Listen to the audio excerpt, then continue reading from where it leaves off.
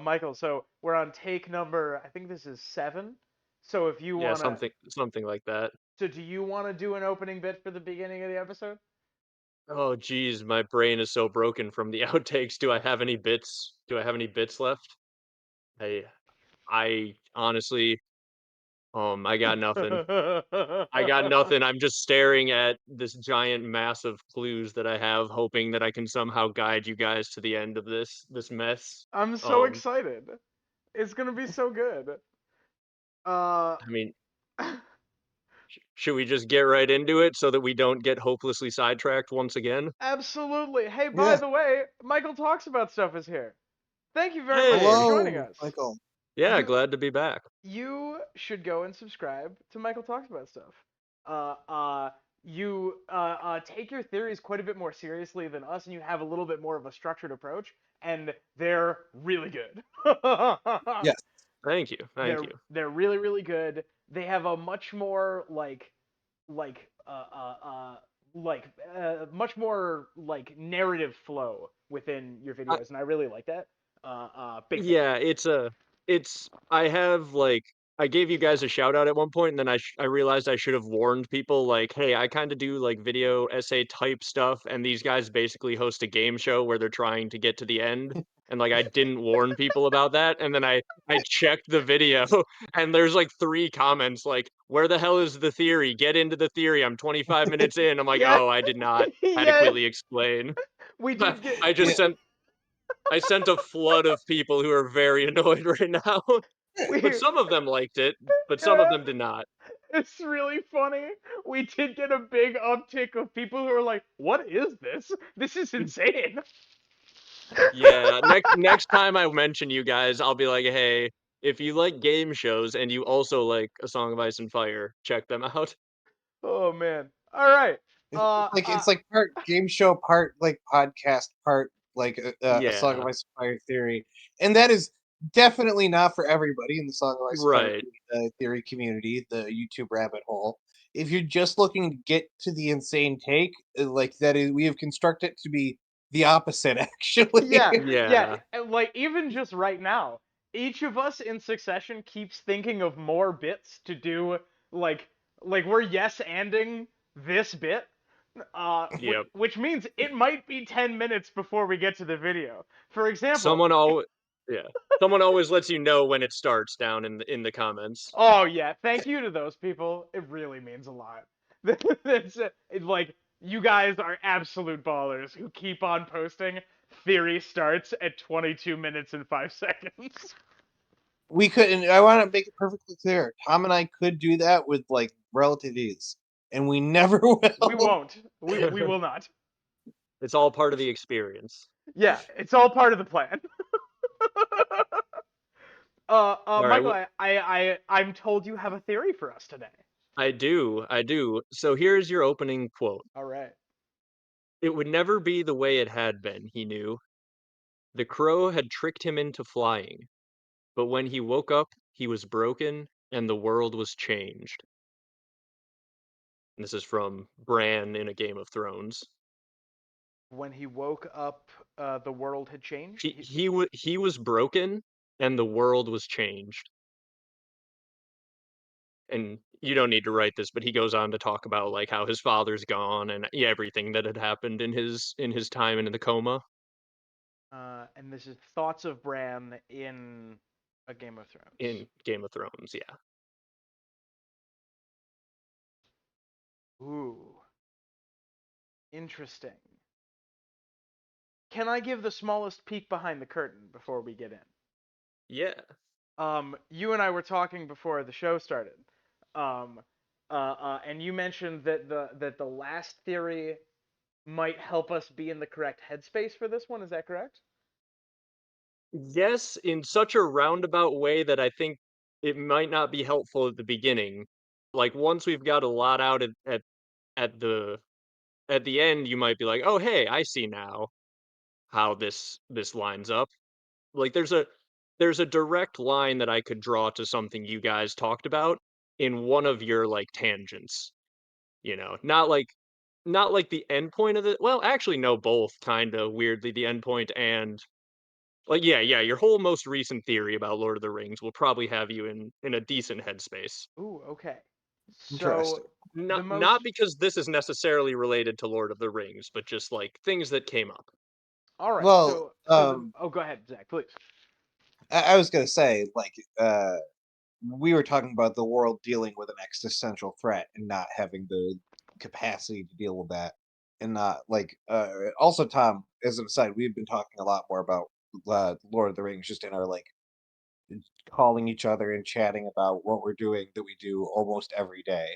Oh yeah. Uh, so like that is now tied with us complaining about how nobody helps the people who are there to save the world at any point during their journey. Oh yeah. Does anybody? I absolutely want to fight Celeborn. I am reading the Lord of the Rings for the first time since I was like 14. Uh, and I want to fight like every character that the Fellowship ever meets. I want to kick their asses. They all suck. They're just all Nobody acting helps. selfishly, basically. I, Like they're just like all like, nah, don't care. Uh, yeah. I don't it's not only that, like even like the mildest amount of like there nobody's proactive. Like when they yeah. show up, people are like hospitable to them, and it's like hey, there's a group of people out there saving the world. It's like, oh, cool. I hope they show up soon. I will have nothing prepared Yeah. for when they get here. If they request something, it'll take some time. I'll give it to them. It's just not going to be convenient. I'm out Yeah. here Yep. like the elves of Lothlorien, like y'all knew they were coming. You could have Right. you could have sent a messenger.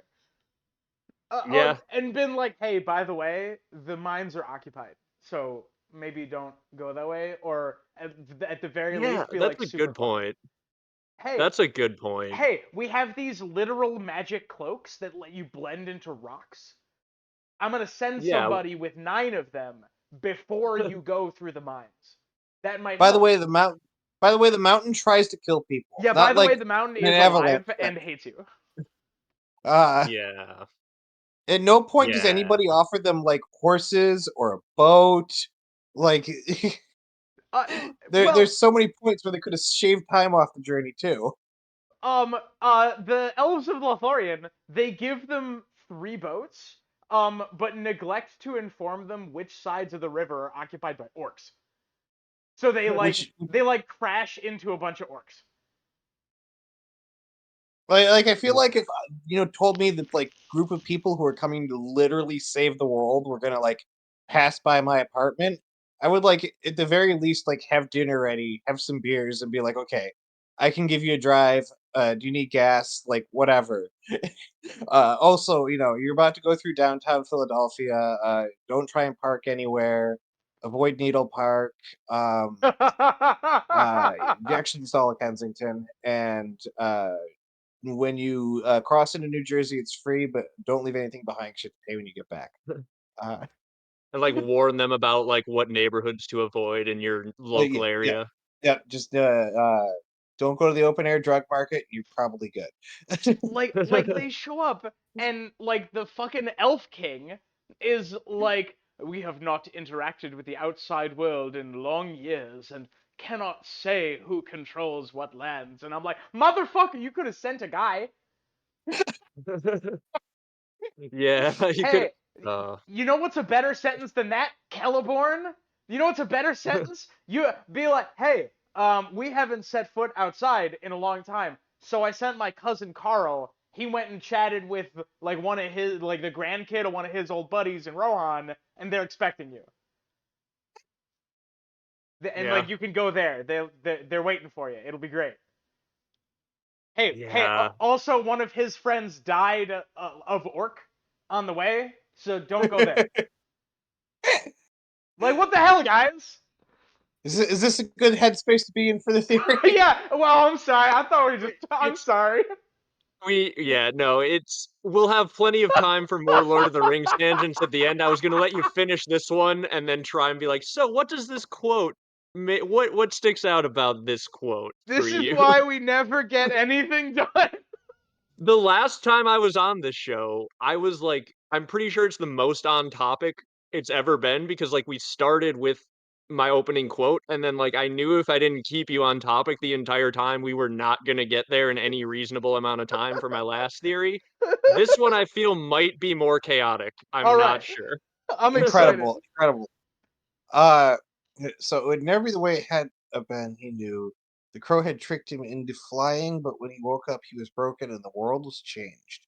So the crow tricked him is interesting because Brad's relationship with Crow is one of the biggest uh, missing pieces that people speculate about in the entire book series. A lot of people speculate that Bran himself is the three-eyed crow or the raven or whatever. Uh, a lot of people think it's Blood Raven, but he seems confused when he's confronted about it. Some people think it's the Great Other or part of the Old Gods or something like that. We don't have a definitive answer, and we may never have a definitive answer. But saying that it tricked him, it makes me think of like a trickster god sort of thing, right? Like a Loki Ooh. sort of situation. That is a route to go down. There are some other quotes potentially that would be dinged. You were, like, right up against one, but I don't think I quite 'Cause wanna I give think you. there is that quote where Bran asks Bloodraven if he's the three-eyed crow, and he's like, Yes, "Crow, I that's was the a crow one. once." Oh, That's what I nice. was So, thinking. yep, that's the ding. It's, "Are you the three-eyed crow?" Bran heard himself say. "A three-eyed crow should have 3 eyes. He only has 1, and that one red." And then that's all you really need to write. It's let's see, Three-eyed crow 3 should eyes. have 3 eyes. He only has one. He only has 1, and that one red. And then it goes on to say, Bran could feel the eye staring at him, shining like a pool of blood in the torchlight. Where his other eye should have been, a thin white root grew from an empty socket, down his cheek and into his neck. And then Bloodraven answers confused, but that's not the part that is the most relevant here. Ooh, brief sidebar. I actually thought about that quote earlier today. The description of Bloodraven in the cave with the root growing out of his eye. Um, Yeah. I was looking at pictures of Finn from Finn and Jake from Adventure Time, I should say. And when Finn loses his arm, like thin tendrils of flower grow out of it, and I was forcibly reminded of that line. Uh, Yeah, so like man, with Bloodraven's description is so hardcore. It's awesome. it is. It really is. A three-eyed crow should have 3 eyes. He has only one, and that one red. This I'm sure is reminiscent of Euron for sure. Um, Ding. All right, we've we've gotten Euron's red eye as well. Let's go. Where's the quote? The one I have as a ding is his smiling eye, thought Victarion. Then in quotes, Crow's eye, he said. And that's from Feast for Crows, the Iron Captain. It's, yeah, Crow's eye, he said. Crow's eye. Man, this series is good. I don't know if you guys know this. Yeah, it's so good. Yeah, This is Victarion, I-O-N? Victarion? I Victarion? think on. Yeah. carry on. Yeah. Yeah, hang out over there. Yeah, right there. Okay, perfect. Oh gosh, is Dario Naharis gonna be a ding in here? No Dario Oh, in thank God. here. Yeah, I can't do that again. this theory is insane. You've probably heard on Reddit, as far as I'm aware. Unless it's one of those that's like a really good theory that's buried with like 8 upvotes, from like 6 years ago. But There I are a have lot of not those. seen this one.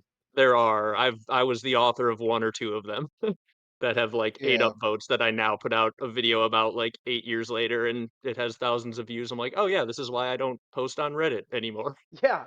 You have to be filtered through by a bunch of people who are not as appreciative as Yeah, and I theory can't as you I should can't really even feel. find some of my old theories because like putting any like character names in the titles. Like at one point had a host deleted because even mentioning that Melisandre had a chapter was too much of a spoiler for a title. So I had to like Uh, rename it, be like, I noticed something in this one character's chapter, and that was my title, and it's like no one's gonna read that. Tom rolls his eyes, spoiling a book that came out in 2011 in 2016. Right. Exactly. Yes. Yep. Man, that book came out in But 2011. That's wild. that it did. yeah. Oh well, Oh. that's a different theory video. Um, Yep. uh, so will an eye connection get us anywhere interesting? Do we suppose? I think you've already gotten the whole fact that each of them has one red eye, Bloodraven and Euron. That was kind of a connection, There's but the theory that Euron was Bloodraven's previous student before Bran. that's a ding and a big part of the theory. You can just probably put many speculate Euron was a former student of Bloodraven, or you could, if you wanted, you could put the quote. It is, "When I was a boy, I dreamt I could fly," he announced. "When I woke, I couldn't, or so the maester said. But what if he lied?" Which is essentially the same as saying many people think that he also learned from Bloodraven. When I woke, I couldn't. So the maester When I, said. yep. But what if he lied? And then I think he goes on to say, "No, when no man can know unless he leaps from some tall tower or something." But that's, I wanted to keep it short enough for what you have to write so that it can fit on the screen. That those lines are some of my favorite lines in the entire series. Yeah, yeah. This has some Euron, has some Bloodraven, has some Bran, all kind of rolled together. Okay. The crow had tricked him. It tricked him into flying. That's a very interesting turn of phrase because I think we get a similar. I think we get a similar turn of phrase later when when he's talking to Bloodraven and Bloodraven and Bran says, "Will I walk again?" And Bloodraven says, "No, you will fly." Bing. Yeah. So the Yeah. the actual line is, "I'm here," Bran said. "Only I'm broken. Will you will you fix me? My legs, I mean?" And then it's, "No," said the Pale Lord. "That's beyond my powers." And you can just maybe put a dot dot dot after "no, that's beyond my powers," because then it's, "Bran's eyes filled with tears. We came such a long way." The chamber echoed to the sound of the Black River, and then Bloodraven says, "You will never walk again, Bran," the Pale Lips promised, "but you will fly." So yeah, You will never walk again, but you will fly. which, is pretty messed up that he came all this way thinking a wizard was gonna heal his legs, and then he's just not, and was never intending to. Yeah, never meant to, never wanted to, was never going to. But definitely should have known Bran thought that, you know, considering he's, like an omniscient tree god. Wait a minute. Okay, so he acts confused at being called the three-eyed crow. He ducks the question. Yep. Is he told by the crow that I will fix your legs or that you will No, walk again? as far as I know, I don't believe so. Interesting. Um, I think, yeah, I think the crow just appears and then tells him to fly or die. Huh. Zach, I'm gonna draw some underlines. You like Yeah. draw some comparisons here. Well, so this brings me back to the interesting thing I bring up in the Song of Ice and Fire, which is pretty much everybody who has magical powers that we're aware of went through some sort of trauma to get it. They lost a part of themselves, and it goes with the whole like only death can pay for life, blood magic aspect of it. Melisandre went through some horrible trauma. Patchface almost drowned. Bran fell or was pushed off the tower. Pretty much everybody. And like Arya is becoming a faceless person, but uh, obviously is like lost her sight at first to gain those powers. I call it like the childhood trauma theory of magic, where like you needed to, especially like at a younger age, go through some like sacrifice, lose a part of yourself to gain something else. Yep. And, Yep. and Danny is shockingly young in books as compared to the show, and we forget that a lot. She's literally a teenage girl, and she like goes in and is the unburnt, but she still like loses her clothing and hair, and walks out with dragons, and it is with literal blood sacrifice of other humans as well. And also, that entire thing was like traumatic to her in a way that still lives with her. She Yeah, still I was gonna misses say she Drogo. had She a lot of still trauma thinks of there. Mary Mister Scream. Yeah, she had a lot of trauma, Yeah. like, Yes. before she gained her power. One could argue she had a lot of trauma in gaining her relationship with Khal Drogo, and then also in losing that. Both were just Yes. pretty traumatic. Yes. Correct. But Danny is not related to this theory. Yeah. But yeah, I'm more so poking and pulling at. There might be some sort of strange spiritual thing here that the three-eyed crow is a manifestation of, and we're seeing it directly with Bran in a way that we yeah, maybe don't see as much with other characters. Uh, yeah. it could be that there are literal like. Have you, I guess this is a good question to ask you, the person who's made this theory, as a parallel, even though it may or may not like work. Have you ever seen the Hellraiser movies? No, I haven't. Tom knows exactly where I'm going with this. uh, In the Hellraiser movies, they like give you like you solve a puzzle and make a deal essentially with these like entities from another world. Although, like, if you solve the puzzle, you basically implicitly sign the contract already. And they take you to this magical realm of pleasures and pains, which basically seems like them torturing you for fun. But like it's essentially there's a like way to unlock this supernatural connection, and it feels like Bran is tapped into it more directly than anybody else that we've seen, or at Yeah, least we get the point of view of. It could be the fact that like Patchface talks to the ground god every 5 minutes, but we don't have his point of view, and we only get Mel's point of view once. And well, she went through some shit. Like her connection with the Lord of Light does not seem to be what Bran has with the Three-Eyed yeah. Girl. With her lore, to be more specific. So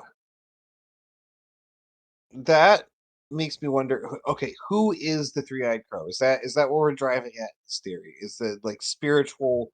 Where Um, does the three-eyed crow exist? Is that like a central that crux of this? that's not actually super relevant for this theory. It's yeah, Okay. not the point we're trying to solve. Okay, so then all roads lead back to Euron because he's always the biggest question mark in any theory he shows up in. Yeah, Hmm. Euron is important for at least a chunk of this theory. This theory is kind of a couple theories that come together to paint a picture. Okay, so Euron is not Dario in this theory, whether No. he is or not. But if you Euron, start saying things about these characters, you might find names.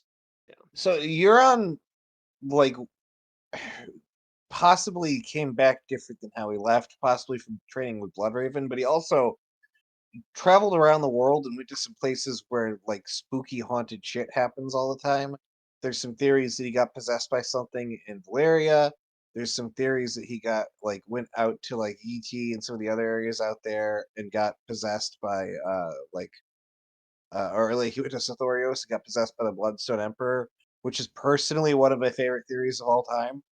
Uh, but So like he you got close to a ding there with mentioning that he went to Valyria. I'll give you this one. You don't need he's to got write the this. armor too. Yeah, that's the ding. You don't need to write this first part. Uh, it's Valyrian steel, Damphair knew. His armor is Yeah. Valyrian steel. In all the Seven Kingdoms, no man owned a suit of Valyrian steel. Such things had been known 400 years ago in the days before the Doom, but even then they would have cost a kingdom. And the part you can write is then he thinks, Euron did not lie. He has been to Valyria. No wonder he Ooh, was mad. Um, Valyria. No wonder he So, was and mad. this is also a thing that I didn't realize until I was doing research for this theory. Um, is George R. R. Martin in like a random like table interview where some people were just like filming with a cell phone and he was answering questions. Someone asked like, "What kind of magic prevents anyone from going to Valyria?" And George is like, "Well, some people have gone. Euron has been there." So like he just fully confirms Euron has been to Valyria. Nice. Way to go, George. Let's Uh, go. Slowly he didn't drip say feeding when. theories. Let's go. He didn't say when Euron had been to Valeria. So it's possible this theory is time traveling Euron, but like with a time machine, not like the Bran style. It's also possible that from his perspective, Euron has been to Valyria, but in like a late chapter of the Winds of Winter that's already written. Yeah, that's true. George is like, I wrote this chapter 10 years ago in the book you still don't have. Yeah. Okay. All right. So we have actually a few instances of lying and trickery and misdirection in Yeah, on the board so far. I kind of want to bark up that tree a little bit. I don't suppose there's yeah. any mayhapses in this theory. There's not a mayhap. Darn. Yeah, Uh, no fray misdirections here. damn. All right. Let me ponder here for a second. Um, uh, uh, uh, other people who actively lie and mislead. I could probably pull a Quathin or or a the Warlocks, who's It oh go it's ahead. not nope, neither of them are super relevant. Um there is a famous line about someone who is a liar. Um but Uh, where everyone here is a liar and they're all better than you. not that one. Not Uh, that one. chaos is a liar, Sansa. Uh, Nope, nope. uh, Zach, assist me. Um, Yeah, I'm more lost than you are right now. I don't even know where to start. uh, Um let's see. Characters. Okay, all right. This is the fun version of Tom Name a Thing because we're in something that I enjoy. Okay. Let's talk about notable liars. Okay. There's very frequently references to mummers, like mummers farces. These are within the story. Uh, uh, like elaborate ruses designed to mislead and misdirect. This turn of phrase is used for Varys much of the time because he used to be like involved in that sort of thing. yeah. If we bark up that sort of tree, will that get us anywhere? V- Varys is also not related. You are like thematically getting warmer, character-wise you are constantly getting colder. All right, Um it's I can get colder. Let's talk about the north. Um, how about Arya? Like basically her whole character arc is like becoming other people. She yeah. is kind of like the hostile version of a street magician, which you could describe, which is basically what Hitman is. Also, we've there's a Euron connection there in the Faceless Man because the Faceless Man almost certainly did in Balon. That's true. These are interesting things, but not related to this theory. Oh, oh, many people speculate that Euron directly lies to Victarion when he says that he threw the dragon egg in the ocean. Interesting, Then but either traded it also in, or not, yeah. yeah, not related to this theory. Damn. Uh, yeah, Hmm. so it's not so much about how many other liars you can find. It's more about the many lies of someone already involved. There are some clues surrounding some of those. How many So how many so lies does Bloodraven the have? A crow had thousand lies in tricked one. the crow, the crow Yeah, had what tricked. So well, we know yeah, Bloodraven is chronically lies to people. He pretends to be somebody else entirely to uncover a conspiracy at one point, and then just shows up and doesn't even mention it. He doesn't even do like a wink to the camera. To well, he does earlier, but like when he's there as Bloodraven the character, he doesn't even like say to Dunk, "Oh, don't worry, I know." Wink, yeah, wink. you could throw I didn't have it, but you could throw a ding for Bloodraven uses glamours to lie to people, Bloodraven like uses glamour. to He trick or lie. he assumes new identities. Yeah. Would it be helpful to reference Mance Raider? No, he's not involved here. Okay. You're sure there's no Dario in this theory? There is no Dario. 100%. Dario. Dario, I'll control F search my document. Well, No Dario. the theory could be here Oh that boy. I'm gonna try and whole shot it with something fucking absurd. Okay. Please do, The yeah. the real Euron fucked off and died. The Euron we have right now is Bloodraven, or uh like this shambling corpse shell of Euron that is fully possessed by Bloodraven. Wait a minute. Hang on. Interesting, but no. But but yeah, no. I don't know if I would say weirdly close, but no. Yeah, no. It is not that Euron is possessed like Cold Hands might be. Wait a minute. Hang on. Michael, I apologize. Give me just 30 seconds. Yeah. Zach, that kind of holds some water. that It yeah. because the only individual, right, we talk about like the nature of identity and like the trappings of identity, how Yeah. everyone sees the Lord of Bones because he's wearing the Lord of Bones' armor, and many people think that Arthur Dane just wouldn't be noticed if you went to the Night's Watch and then went north of the Wall because no one recognizes Arthur Dane without his sword.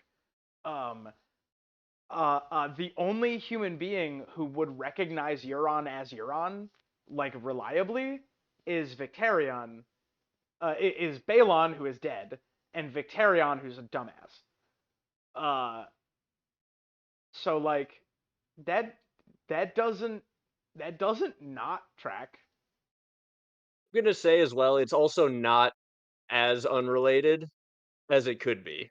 Oh, what the hell? Like it's not where I'm going, but it's like closer. It's more in that direction than pretty much anything that's been said before. Okay, all right.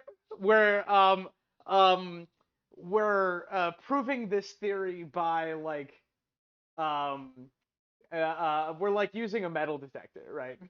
we Yeah, we're you getting got like the first beep. Yeah, yeah. it's not directly over it, but like in that wild swinging of the metal detector, like 360, you heard a beep somewhere, and now you Cool. got to find it. All right, all right, all right, all right. We're on the right beach. Metal detector tangent quickly. Apparently people using metal detectors like on the side of the road, like don't appreciate it if you roll down your car window and toss coins in front of them. Which I did at one point when me and my friend were like 16. We drove back around the block to toss a bunch of pennies in front of a guy metal detecting, and he looked very upset. I need you to understand that's the fucking funniest thing I've ever heard in my life. It was so funny. It What was the so funny. hell? He looked so mad. Oh my god! Oh my Yeah. god, that's the metal Yeah. detecting equivalent of knocking someone's sandcastle down. Yeah, yes. That's so funny. Whatever he was gonna Yeah. find there, he wasn't finding it that day. Also, you said metal Yeah. detecting on the side of the road. I've never known Yeah. anyone to metal detect on the side of the road, but now I think on N- it, that's kind of awesome. Never seen it before or since. It was like next to a park where there used to be a school that got torn down, and he was just like walking back and forth in between like the road and the sidewalk, swinging his metal detector back and forth, and we're like, "Hey, make a lap." And yeah, no, he was not pleased. All right. So how many metal detector tangents do you think we can go on in a row? Um, I'm a big fan of metal detecting, and one of the most expensive things I've ever like immediately broken. I was not scuba diving, but I was wetsuit swimming. With my underwater metal detector, and I got out and I picked up my sand metal detector, and my sleeve was full of water. And I poured it directly into my metal detector, and my metal detector is still dead. Oh no. Wow, Oh my god. It that is was like a impressive. $250 metal detector that I broke in like 3 seconds. Damn. Do you think full on like metropolitan metal detecting is just cool? Like if I walk around like Center City, Philadelphia with a metal detector, like is anybody gonna give me shit? Because Um right now that would be like the easiest for me. Do you think I can take a metal detector with me on the bus and then on the subway and get out and just start sweeping? Now see, Zach, I mean, I know I'm gonna find metal at least. you conflated some terms here. You used the phrase, "Do you think that would be cool?" And my answer is yeah. Yes, absolutely. But then you said, "Do you think people will give me shit?" And the answer is also yes to that. Yep. It'd I be mean, really cool. They're the ones to blame. I live in a much smaller city than Philadelphia, and you could argue that we were giving that guy shit for metal detecting on the side of the road. So Yeah, Zach, you're gonna get people throwing pennies at you. the thing is, we I didn't have a new. I, genuinely did not mean to insult him. We just thought it was very funny, and he'd be like, "Oh, he's gonna find something." But now, like as an adult, be like, "Oh yeah, I see why he took offense." Oh man, dude, that's really good. Oh man. Uh, Speaking of coins, Pate the Pig Boy has been replaced after eating a poisoned coin. that is true and also unrelated. Damn. Okay. Um. Okay. Uh. So like, what were we talking about? We're talking about the trappings of identity and people being replaced. which is Are there identity any being. Grumpkins? Are there Grumpkins in this theory? There are no Damn Grumpkins it! I'm waiting for nor more Grumpkins. I've been in nor Grumpkin Snarks. withdrawal. Not here, not today. Okay. All right. This is fine. We got this. We got Zach. I don't think we need a card yet. I think I don't think so. we're doing fine. Yeah. Okay. When he uses that like cool ass moonstone brooch to to affect his glamours. That's pretty sweet. That is Um, cool. I didn't even remember the glamour being a part of this, so there's not too much more up that tree. It's just more like a way that Bloodraven the fact that Bloodraven did that is somewhat related at a thing I'm driving at. never walk again, but that's beyond my powers. It's beyond my powers to fix your legs. That's a very interesting and poignant statement. Yeah. Um, because like it's for sure not beyond the powers of the Lord of Light to fix Bran's legs, right? That's a good point. Yeah, I hadn't thought of that. Yeah, because like Yeah, Victarion gets a fucking new hand. Yeah, and Barrick is freaking dead, so if you can fix a corpse, you can fix like a broken back, which I assume Bran has. Yeah, right. I yeah, assume he has a severed spinal cord, which like you're gonna need some PT, but I have to imagine that like one healing spell can fix that pretty effectively.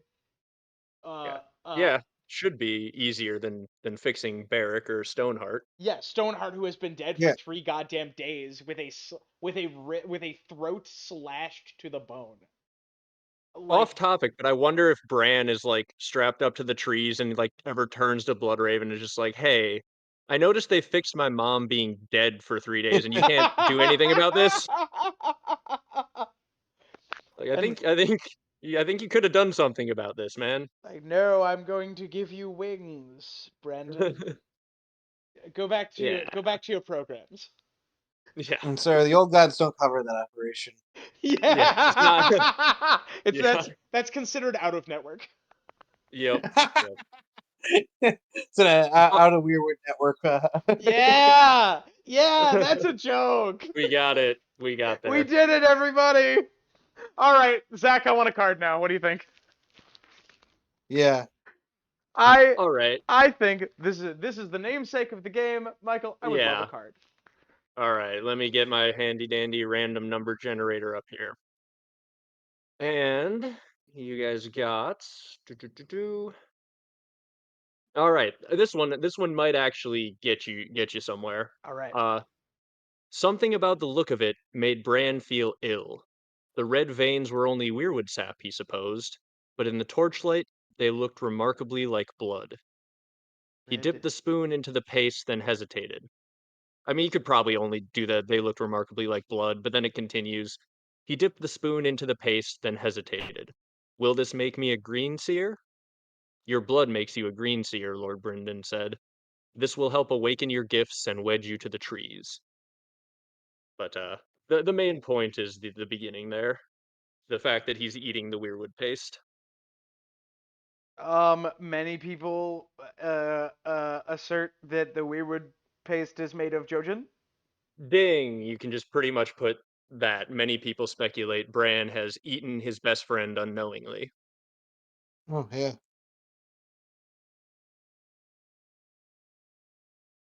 Best friend unknowingly. Now I know that maybe it was a misdirection that there's no Frey in this theory. Are you asserting that upon eating um, his cousins, several of the Freys are going to gain supernatural powers?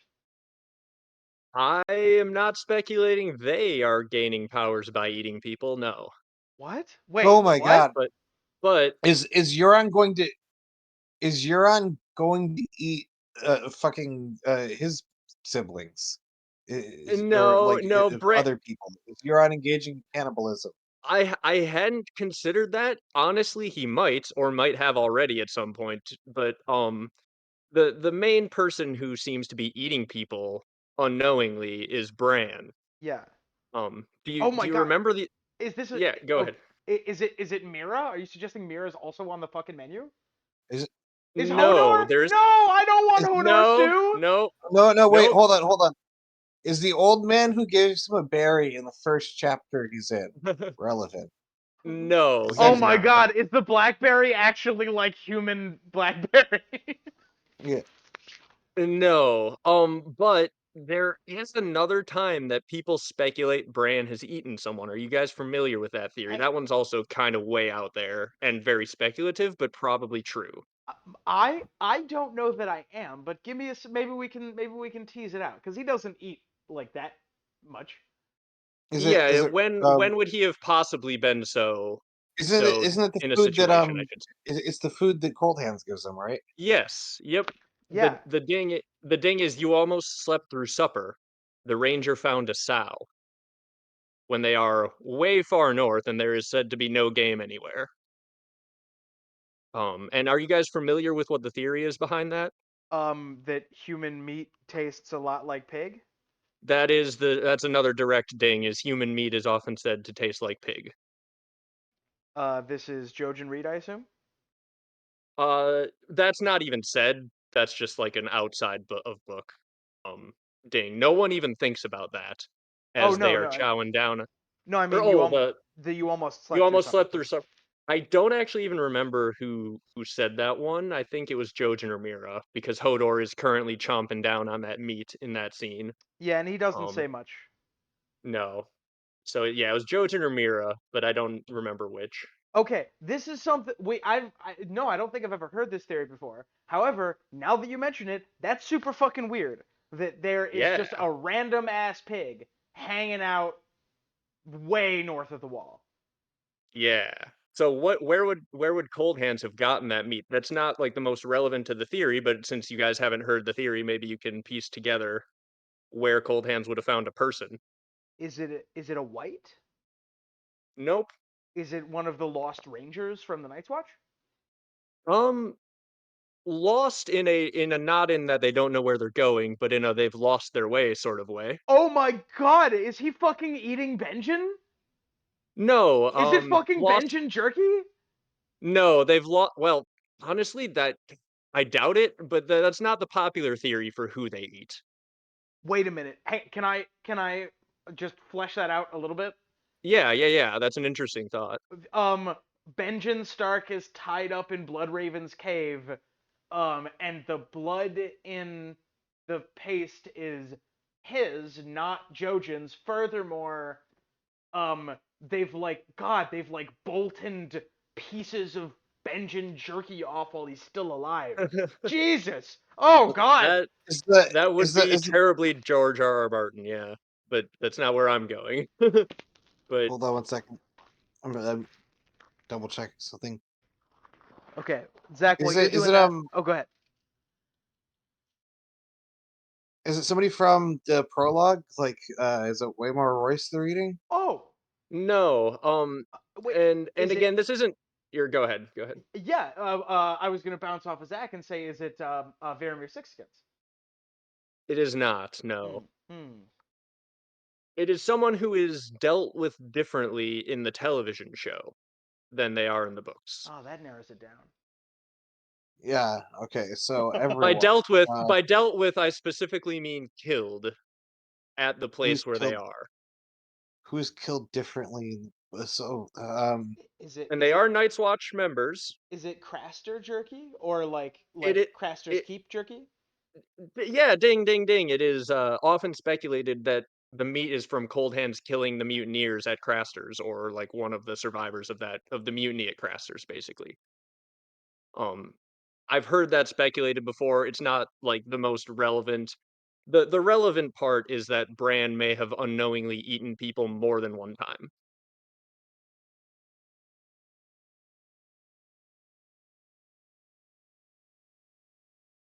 is the That theory? oh, So that's we have. kind of good. Wait, ravens and crows eat dead things. They're scavengers. Yes.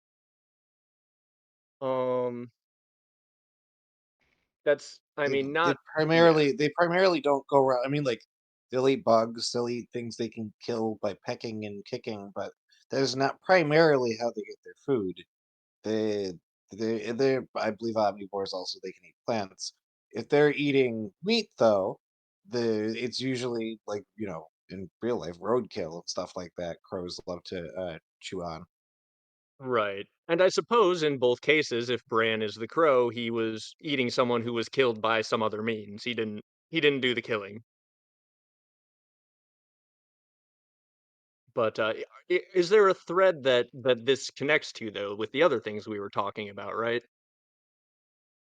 Like also for this, like you could kind of it might help to speculate, and we don't know if this is true, but it might help to speculate that Cold Hands is either directly controlled by Bloodraven or like at the very least taking orders from him, right? Yeah, that is for sure the case. And Bloodraven does feed him the weirwood paste. Right. So the eating of human meat is part of the thing that like opens psychic abilities. How does Euron get in here? Are you suggesting that? Oh my god! Like, are you suggesting that like Euron ate Balin? No, Euron eating people doesn't it's not Oh, super relevant. There's like Bran is like a half of the theory, and Euron is kind of a half of the theory, but they relate Okay. in ways.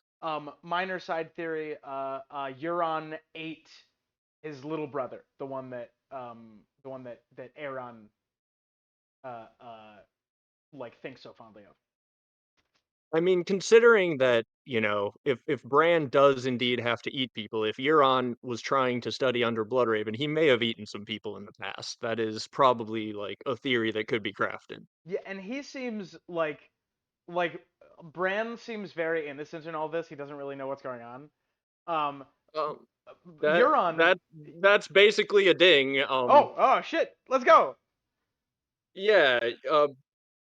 Well, so essentially, like Bran is still innocent and doing a lot of these dark things without having any idea. Yes. Like that is one of the cruxes of this whole thing is that like Bran is being shielded from the truly dark things that he is doing.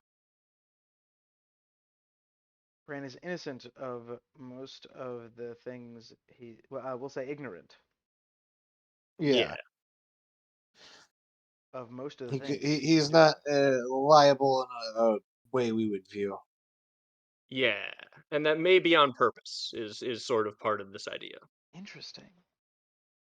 Are you suggesting that Euron was similarly coerced as a child, and that he became the person that he is because of Bloodraven's influence? Although that doesn't really square for me with how Aeron describes their Yeah. childhood. It, it is not that Euron is also secretly innocent, no. That'd be a wild argument. Yeah. Yeah. Yeah, uh, he seems most aware of the evil he's doing. We were having a discussion actually on the server recently of like who is doing evil for thinking they're doing good, who is doing evil out of like pure ignorance and stupidity, and who is doing evil because they wake up every day and choose evil. And Euron's definitely like the like far like corner of doing evil and is aware they're doing evil yeah, You I'm could not gonna lie. honestly, yeah, you could probably put that on the board. Like that's a good way to sum up part of the idea as well is that Euron is like one of the most evil and power hungry characters that we possibly have. bum bum. Euron knows he's evil. Yes. He's aware of this. He's not going to dispute that if you bring it up to him. Yeah, exactly. Yeah. It's actually on his business card. Yeah, Right. He is very intentionally evil. Actually, that's yeah, on his campaign literature, isn't it? yeah. When he runs for election at the Kingsmoot, he's like evil and power hungry. That's me. Yep. Yep. You're on Greyjoy, evil intellectual. Some coyote head evil genius copyrighted. Hey, hey, meep meep. One of the most evil and power hungry characters in the series. Yeah, when Bran does evil things he doesn't understand, when Euron does evil things like It's a Beautiful Day by Michael Bublé plays in his ears. Yes. So, yes, that interesting sort of opposite nature of the two of them is a key part of this theory. Interesting. Is the theory that Bran will become Euron, or is No. on the road to Eurondom, or is Euron already? No. Okay. And then we have Bloodraven, who strikes, I think, this very interesting middle ground between the two of them. Who he is entirely willing to do evil things, but he is always attempting to do what he asserts at least is good while doing those things. Yeah, yeah. Yeah, He would ding. say, Oh "Oh, shit! Yeah. Nice, I'm dang." on a roll. I was just gonna say the way I have it is Bloodraven seems willing to do whatever it takes for the greater good. He's a Machiavellian, as we would say. Yeah. It is good to do an evil act for a good outcome. And you could even just say to achieve his own goals. Like, I don't know if we know for sure it's for the greater good, you know? But it is, what he views to be the greater good, at the very Yeah, least. and that at least I think is noble in its own way. Question mark. because he does horrible acts in furtherance of the Targaryen crown, but then at a certain point he stops doing that and starts doing horrible acts in apparent furtherance of the continued existence of humanity? Question mark. Yeah, yeah. It Yeah. is, yes. Yes, in the long run, yes, and then in the continued existence of humanity. This is the part where now that we're getting kind of a lot of the pieces on the board, being familiar with my sort of theories will probably be helpful to you because this is where you kind of have to put a lot of it together as to where it may be going.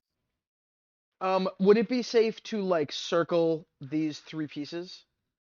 Yeah, those three are pretty linked. The personalities and then the relationship between the characters is kind of what we're driving at here, Are there and any what may come of that. are there any external clues here? Um, besides human meat tasting like pig. Oh, yeah, yeah, yeah. I there's one ding that could, yeah, a Norse mythology ding potentially. Oh no. Again, which was a thing I said last time as well. I might have to call in Zeb, which is Oh also no. a thing I think I said last time. Um, if are you guys familiar? How familiar are you with the idea of Ragnarok? Yeah, Yeah, I would Ragnarok say is the end of I, days. yeah, I would say passingly familiar. I think Yeah, all the gods die too in Ragnarok. It's not like yeah. a Christian the Christian end of days is everybody gets either sucked up to heaven or stuck on a doomed planet that is slowly becoming hell. Well, God presumably just is seen dabbing back and forth up in the sky. Wow, Uh, what's that like?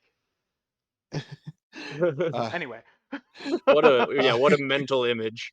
Wow, I'm so uh, glad we don't live in that reality. and then uh the Ragnarok of Norse mythology, the gods literally start dying also. There's a Yeah, like I that think war between the gods in which they're all dead, and then the world just becomes nothingness, I'm pretty sure, or something new takes over. right. So the interesting thing, do you know about like the meeting of the realms essentially at Ragnarok? I'm not super well versed in Norse mythology, but like there's this general idea that there is like a realm of fire and a realm of ice, which are separated by a barrier that when that breaks, the two meet and cause Ragnarok Wait and a destroy the world. wait a And then second. from That that, a that's So the new name of the world is book. so born. Yeah, this is, yes, A Song of Ice and Fire is an end of the world tale pretty heavily based on Norse mythology, is a big part of my speculation of my entire like theory series. Oh hell And it isn't yeah. just then tracks incredibly well that the cycle of rebirth starts with wait ice and fire meeting, causing Ragnarok, where all the gods die, and then almost all of the people die, but then the few that are left like emerge from underground and build a new world afterwards. I'm thinking here. I had to research this for an SCP I wrote once. Part of Ragnarok is the world tree, Yggdrasil has Yeah, a monster underneath it tangled in its roots, and part of Ragnarok is that monster getting out. And the yeah. Weirwoods are also a giant magical tree thing that might be containing something. And a lot of your theories talk about like a network of underground spooky things that might be Yeah. Weirwood related. The heart trees and the whole like connected system are basically a world tree is what I've gathered from how George has this set up. I don't know exactly what you could even write about that other than like, just knowing that is kind of helpful for figuring out where this theory might be going. Do you want me to give you a card that might nudge you in a direction, Um or do you think you have somewhere to Sure. go from here? no, let me ponder here for a quick second. Um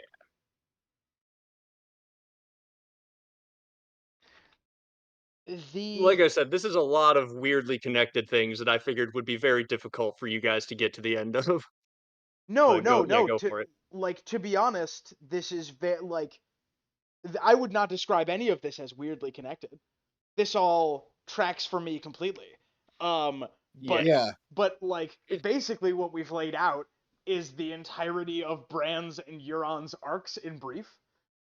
yes. And like we have them all lined up, and I'm like holding the pieces together like you do with a puzzle. Yep. Piece next to each other, piece next to each other. And trying to see where where they line. Um, Yeah. so there's a lot of like trickery and lying in this theory. Um, Yes. That's the crux of it, really.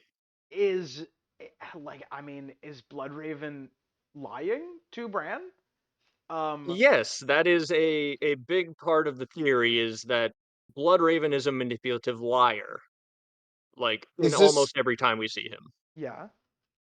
So you can just is yeah, this I mean, yeah, go oh ahead, my Zach. god. Uh is Bloodraven and Euron for separate reasons? Are they trying to start the end of the world and they need Bran to help them with it? And Bran is unknowingly a tool You to achieve okay. that. You have got the right idea, but you have like the slight you're slightly off. There's a one thing about what you said that isn't quite right. Oh, they're Um, totally on the same team and they're totally doing it for the same reason? it's Like more that you only one of these characters knows what's going on at all. Oh, Oh Euron my is God. also a tool that Bloodraven is using to usher in the end of the world. And in Ding, fact, yeah. he did not fail as a student. He did exactly what Bloodraven needed him to do. Thing. It's that Euron part of the theory is that Euron thinks he went rogue and is off gaining power and like trying to ascend to godhood and do these incredible world-ending rituals. He thinks he's doing that for his own power, but Oh, really that's Bloodraven has manipulated him every step of the way. motherfucker! Just as Uh, yeah. I got the connection. I understand. Yeah. Bloodraven is the Saruman. Yeah. See, Yeah. Bloodraven is the yes, Bloodraven is the guy who's working towards the end of the world. How and why? And the turn comes at the end when when this wise old man has been leading Bran down this path for literal years, and Yep. we, the audience, have been there with him, thinking that he is like working from like an ends justify the means sort of perspective, trying to benefit the world. But in actuality, he has been manipulating Euron and Bran and the audience into thinking Yep. he's a good guy when actually he's fucking ending the god damn. Why okay, now there's a But reason why he's Hold on. doing it. But yeah, go ahead, Zach. Hold he's on. Hold on. rebuilding from the ashes a better world from it. It's a literal like James Bond like I'm going to remake the world, but better. Yeah, so can you piece together how and can you piece together what Bloodraven's plan is with these two that he has manipulated? And then there's also like he will do that incidentally, like he's setting that up as well, but he also wants this for selfish reasons. Okay, hang on. Give me 1 second. Give me one. He You wants have go you you have want a hold on. You have a mechanism on your piece of paper that you are asserting Bloodraven is going to use. I have a reason why he has Bran in the position that he is in and Euron in the position that he is in with their given personalities and the things that have happened to them so far. Oh Yeah. motherfucker, let's go. Okay. All right. All right. Okay. Okay. All right, Zach. Let's fucking do this. How are we gonna do this? We are going to do this power matchup style. Zach, okay. tell me everything that Bran can do. Bran can control other beings. Bran can time travel through minds and through the Weirwood network. He can see backwards in time and affect things backwards in time. He can uh Um, That's Actually, those most are of the it, big right? ones. He can control Uh, animals. you can control animal. You can control, yeah, beings in general, Yeah, yeah, living yeah, yeah, yeah, things. yeah. Okay, all right. Tell me everything that Oh. Euron. Now this is more. This one's more complicated because Euron has like political and military strength as well as eldritch powers. So tell me what Euron literally can do. Euron can travel very quickly across the seas. He can sacrifice great magical beings. He has captured the warlocks of Karth. He has captured Damphair. He may or may not be possessed by the Bloodstone Emperor or have his spirit inside him. He can go to Valeria and dab on those worms that turn people into dead. Uh, he presumably can avoid grayscale because he also got to Valeria without getting it, or he has it and just hasn't told anyone. He has a dragon horn that can possibly bind dragons, but seems more like it binds people. Uh, he drinks Shade of the Evening and might be immortal. He might be a vampire. He might be able to summon Cthulhu. It's a real like anything goes with Euron. Oh, Zach, I think I got it. I think I Okay. got. I'm interested. I think Yeah, I I want got to it with. hear it. I think I got it with your last bit, Zach. I think I got it. Okay. What was the last couple things you mentioned that Euron has? Uh, a dragon binding horn, and he also might have the things necessary to awaken a kraken. Yeah. You are you asserting that that Bloodraven is going to bring down the wall? Yeah, that's a big part of it. Yep. Yeah, using a combination of Euron's Dragonhorn and Bran's being control ability to to murk one So of the dragons Oh my and god. take the Brett, wall down. no, no. He's going to have Euron either control a dragon or like have the Kraken wed the dragon and make like a horrifying monster that Bran will then control. Damn it! No, okay, so we can't go that's back into kaiju territory. We close-ish. can't do it. Um, it yeah, I'm trying to say things that will nudge you without giving it away. Um, one of I could say one of the clues is a company of the cat theory that I recently came across and think is basically perfect and like just has to be true and also very funny. Are you familiar with Company of the Cats like Euron theory that was put out somewhat recently or not? No, no, It's I'm okay. No, I'm I'm bad at behind making super our videos. hardcore. Yeah, that's okay. Yeah. Yeah, I had just watched this one recently, even though it's a fairly old video. So she speculates that Euron, when he drinks his Shade of the Evening visions, is seeing John and Bran, mostly John, but I think she also mentioned seeing Bran, and thinks that it's him. He's got a bad case of main character syndrome, so he's seeing visions of the main characters and thinking that this power they're going to gain is him because he looks vaguely like Jon Snow, and maybe when he was young, he looked vaguely like Bran. Wait, so Um, wait, just in Bran's visions or in like no, Jonas's visions too? When Euron drinks the Shade of the Evening, he like basically he seems to be working towards ascending to like godhood and godlike power, Mm-hmm. and also Bran is actually like becoming one of the old gods. So Okay. like if Jon Snow is like this super powerful hero in the end times and Euron is seeing visions of that, he thinks, "Oh, that's going to be me."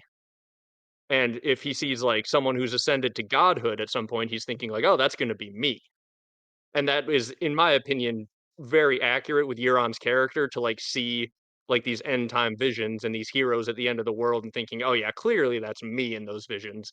And that would be a hilarious way for Bloodraven to be manipulating him is just by giving him visions of people that aren't him, like gaining this incredible power. So like when you brought up bringing down the wall, I do think that needs to happen for the cycle of rebirth essentially to take place. So does that get you and also it's less about the powers that these people have and more about like their personalities, right? Um like Euron is incredibly power hungry and like wants all of this power. What was the big line that Jon Snow kept saying in season 8? Don't make me say it. I I don't could you say you don't want to say it? Don't. I don't want to say it. All right. Well, Oh no, no, no, no, Your Grace. I never so wanted it. Bran has a similar vibe, right? He Um, does. Yeah. there's one ding that you haven't gotten. Do you remember a conversation he had with Mira and Jojen about what it means to be a green seer, and where he kind of says he doesn't want it? Is it like green seers are like doomed to watch and not interact, something like that? It's yeah, basically it that's a kind of a big part of it. Let's see. Yeah, so basically I'll read the whole quote here. The secrets of the old gods, said Jojen Reed. Food and fire, food and fire and rest had helped restore him after the ordeals of their journey, but he seemed sadder now, sullen with a weary, haunted look about the eyes. Truths the first men knew, forgotten now in Winterfell, but not in the wet wild. We live closer to the green in our bogs and crannogs, and we remember. Earth and water, soil and stone, oaks and elms and willows. They were here before us all, and will still remain when we are gone. So will you, said Mira. That made Bran sad. What if I don't want to remain when you are gone? He almost asked. But then he swallowed the words unspoken. He was almost a man grown, and he did not want Mira to think he was some weepy babe. Maybe you could be green seers too, he said instead. No, Bran. Now Mira sounded sad. So I think that's pretty relevant. And there's another line in that chapter that ties with it pretty well, but what does that make you think of first before I give you the other line? Well, my immediate response to that is that that is like the quintessential like literary curse of immortality, right? This is Yes. basically the whole plot of Doctor Who. Uh uh Yeah. huh. Um but The, I'm having a little bit of trouble connecting that to some of the rest of the stuff. So is there something else right. that you're This is driving why at I was within like, that? yeah, this is why I was like, oh, this is going to be hard to put together probably. But it's about the curse of immortality that Bran does not want. Bran is Um going to become a weird fucky weirwood god. We know this. Yeah, Yeah. that's part of it. So then the other thing that happens in that chapter is when Bran is warging into Hodor exploring the caves, he Hodor. goes like across a stone bridge and he finds a chamber. And it says, uh, one was full of singers, enthroned like Brindon in nests of weirwood roots that wove under and through and around their bodies. Most of them looked dead to him, but as he crossed in front of them, their eyes would open and follow the light of his torch, and one of them opened and closed a wrinkled mouth as if he were trying to speak. Hodor, Bran said to him, and he felt the real Hodor stir down in his pit. So God, the all Bran of the story's past scary. it is all of these past green seers are like locked to life forever, but completely unable to do anything. So now, what motivations does that give some of these characters we've talked about in this theory here? Well, Euron, I would say, Bloodraven seems to have accepted that as what he wants, or at least what he is going to do. Unless you believe some of the like Bloodraven. Oh, is that what we're driving at? That's This is one of them like Bloodraven body swap theories. not quite actually. This is a similar thought, but it's that he needs Bran to do something else, He needs Bran not for his body. to take his place. Is it like an Atlas thing? He needs Bran to take his place. Well, that's like what Bran seems like he's being set up for. But why would then here's the question, right? Why would Bloodraven want Bran like how do I phrase this? If Bloodraven intends for Bran to take his place, why has he chosen the guy who he is keeping innocent and shielding from all of this darkness, who seems to not even want the power that he's about to take on. Why wouldn't he have chosen Euron, who wants to become a god? Presumably because um uh uh uh oh I I interesting question. So if you Do- because he doesn't want someone the easy answer is because he doesn't want someone with Euron's kind of temperament to get that kind of power.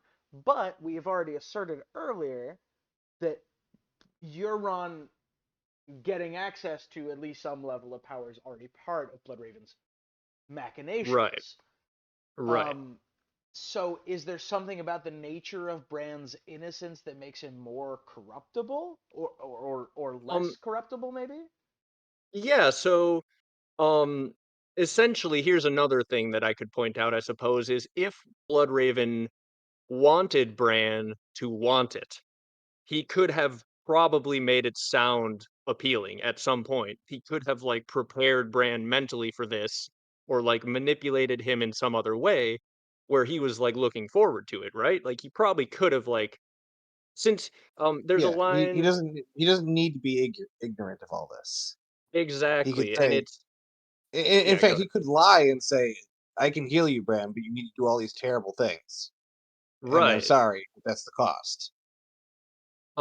And there's this line I'm trying to find in my big pack of notes here where Bloodraven basically is like, I've been watching you your entire life. I was a part of your first dream. I've seen every moment of your life. Like he knows everything about Bran. He could have manipulated Bran into being a different person if he needed a different type of person. Um, But he needed this one so in particular. So now I suppose we can get back to a connection that you guys were going at in your Lord of the Rings video. Is there a special person in the Lord of the Rings who is able to do something because of the type of person they are? Oh, yeah, hell yeah. Um, uh, uh, Bilbo and then Frodo are able to resist the power of the ring for long periods of time because they're like nice, chill bros. Yeah, exactly. Yep. They're And they're then they're, they're happy idiots. yeah, basically yeah. Yep. So wait a minute. So the Okay. fact yeah, Okay. So Bloodraven knows that Bran is not going to be tempted by this power. Uh yet uh. he's giving it to him anyway.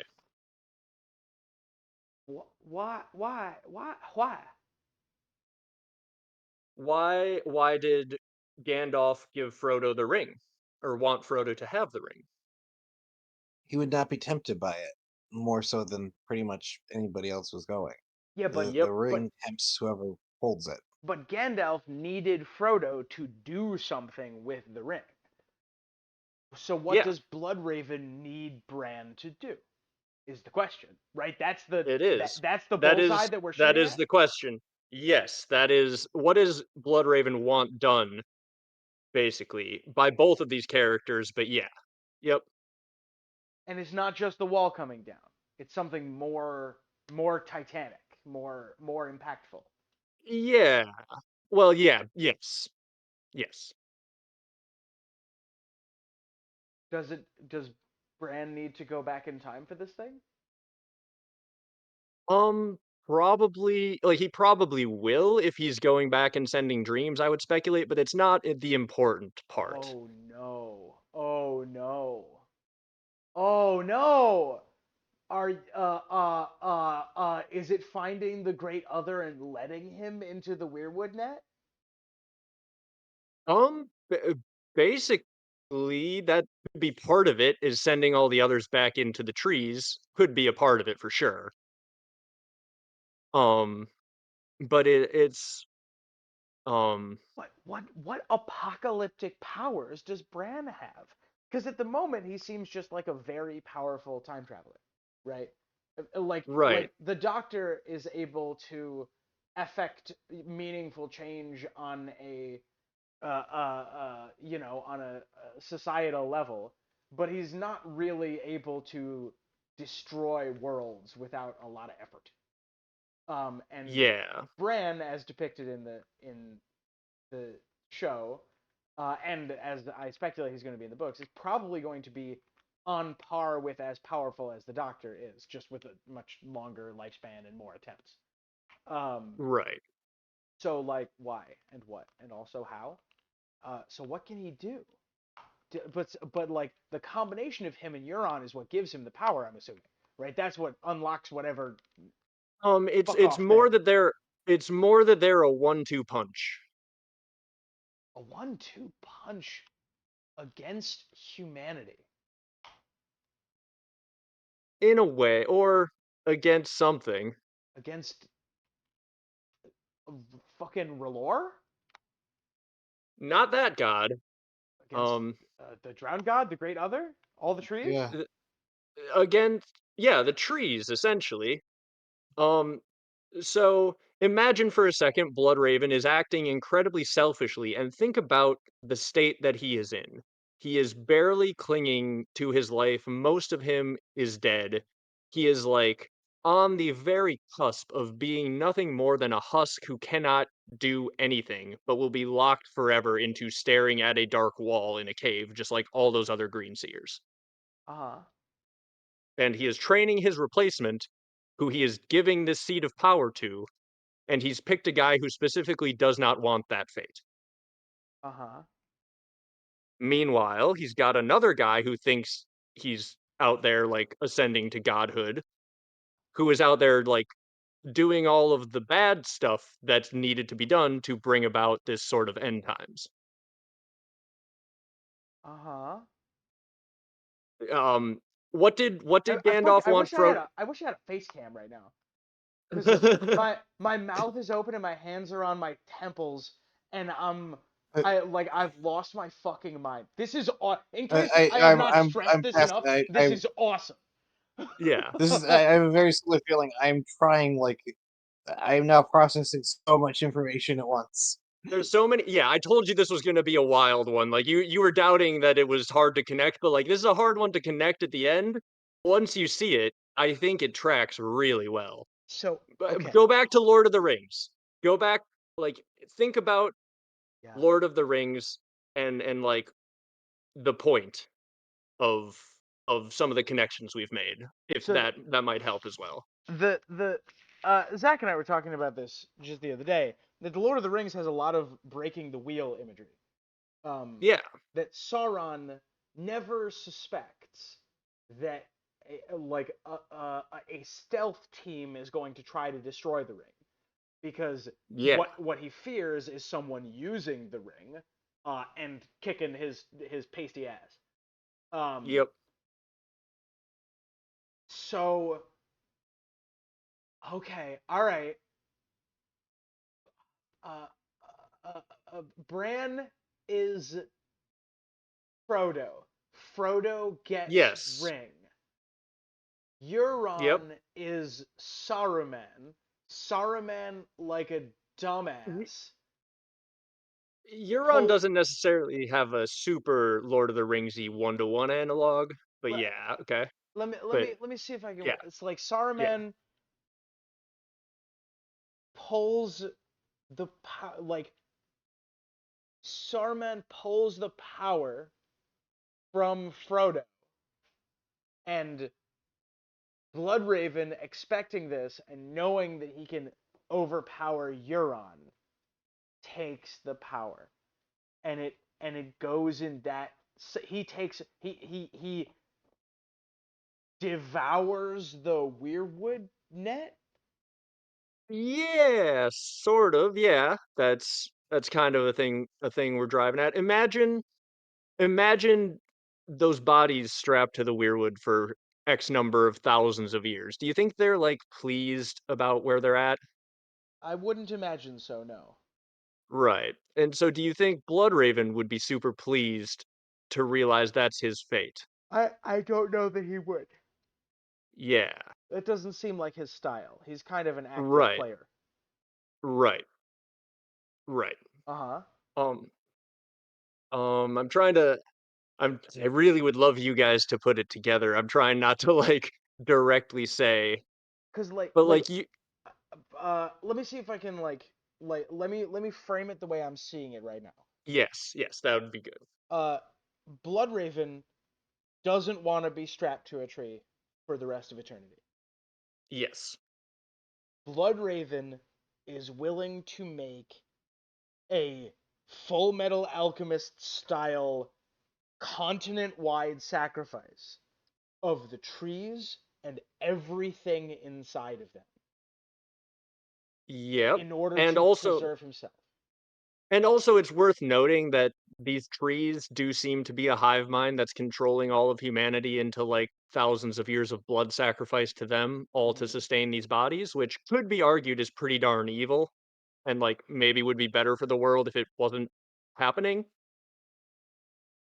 Um, that could be part of it Oh as my well. God! Holy, are you okay? So wait a minute, hang on. Are you suggesting that Bloodraven didn't want to join the Weirwood net? He actually identified the Weirwood net as a negative force and set out to challenge it by joining it and then overthrowing it? It is possible, or it is possible that he originally took the power because it was Oh, power. Yeah, were you gonna say something, Zach? Go if he's you got. he's he, he realizes that gods have an influence on the world and is like god of warring his way to take out all of them, to take down all of the gods by pitting them against each other and uh, uh, waking them up essentially, getting them to a point where he can find a means to take them out. Because if Bran becomes like a vessel for the old gods and he can just like have him there without legs, operational to run away, just hide in the trees, he can then just set Bran on fire and hope that takes the old gods out with him. Or he can also just like find a way to kill Euron. If his goal is to kill God, he's got like two people lining up to bring gods to him. Yeah, his goal might just selfishly be to not be strapped to a tree forever, but that might require the killing of the old gods. Is sort of a thing, right? Like if he is one of the if these green seers and the Weirwood hive mind are basically the old gods, and he's gonna be an old god stuck there forever. But now his time of like, I kind of view it as like maybe he took the power originally because it was power, and yeah, he's like, hell yeah, I want all of the manipulative power in the world. Of course, I want that. But then, like slowly but surely, once he realizes, like, oh, this is temporary, and the cost of this is me being stuck forever here, he may be changing his mind about what he wants or did at some point. So you guys, I'm trying to think. You guys asked if there was an equivalent to the One Ring in Westeros. Okay. Um, that godlike the Weirwood Net, the seat as the current Green Seer, seems to be on some level an analog to the Ring of Power. It makes you incredibly powerful. Does that help you with what maybe he's trying to get done? If if Bran is Frodo, is Bran going to break the Weirwood net? I think that's the idea. I think that's what Bran Bloodraven is wants. there's uh Bran is a spanner in the works. He is the being put in the Weirwood network because he is powerful enough to from within. There's Bran the Yes, Builder, and then there's Bran the Breaker. the only one who could conceivably destroy the old gods would be the person at the head of the power system, surely, right? Like, be pretty hard to do unless you're like strapped in and in control of the whole thing. But at that point, it might be easy. So this theory is like the Klingon religions that Bloodraven is using Like, Bran and Euron to climb the steps to heaven and kill deities. I forgot the Klingons killed their own gods. What fucking champs! I I love. know, it's very cool. Basically, Are you yeah. guys atheists? Yes. As a matter of fact, we're like applied You atheists. might call us evangelical atheists. We found out Yeah. God existed. And we were very unhappy about it. Yeah. Yeah. So, um, yeah, Frodo's entire quest was to destroy the Ring of Power.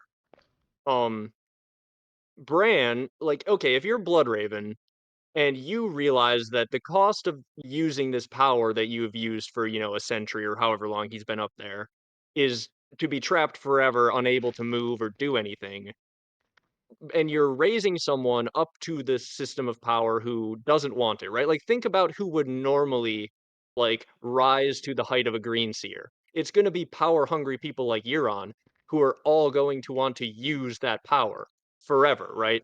Like the only people who are going, if you do have to like literally kill and eat people and you have to Oh, go as far as to strapping yourself up to a weirwood to do this, the only people who are going to take these actions are people who are desperately trying to take this power for themselves and use it.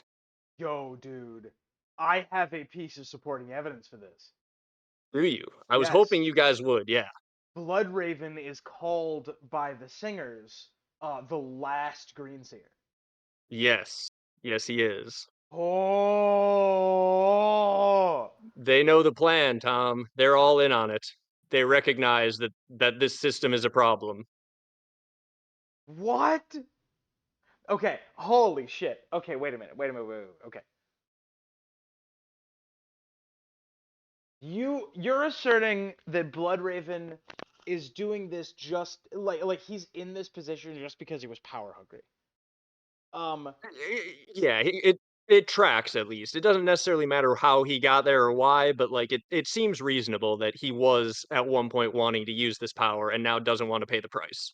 I I might come down on the other side, like for my like I guess this is like a partner theory in opposition that Yeah, this outcome is what he wanted from the beginning.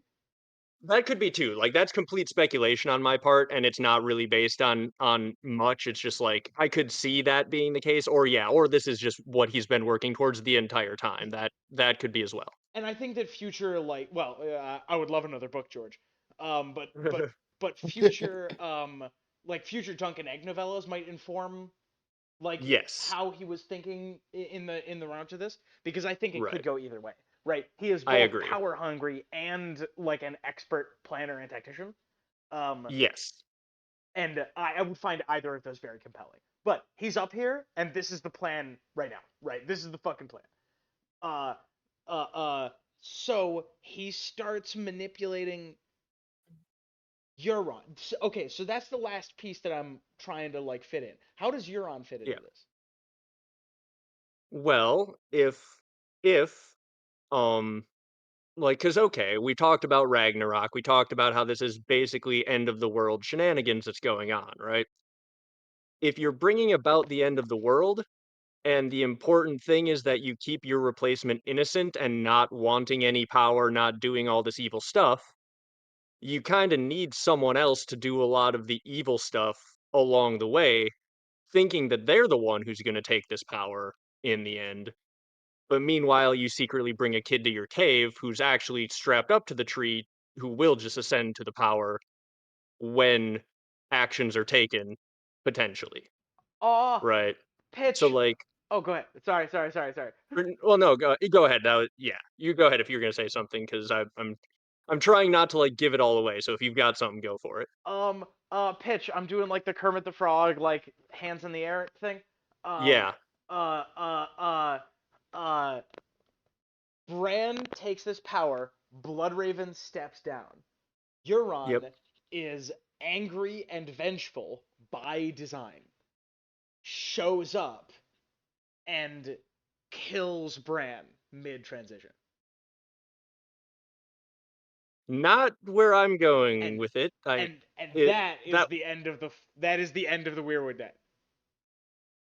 well basically yeah. So like there could be a situation that Bloodraven is setting up where like basically Bran, he may not know whether or not Bran would be willing to bring down the wall and, like, destroy the entire world, Mm-hmm.